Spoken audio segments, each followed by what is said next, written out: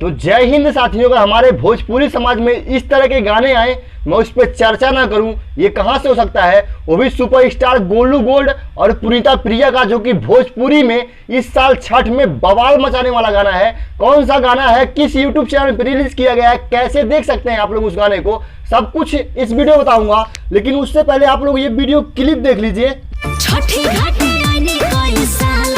अच्छा रुको, अभी वीडियो छोड़कर भागो मत। गोलू गोल्ड क्या बोल रहे हैं आप, थोड़ा सा ये वीडियो क्लिप देख लीजिए।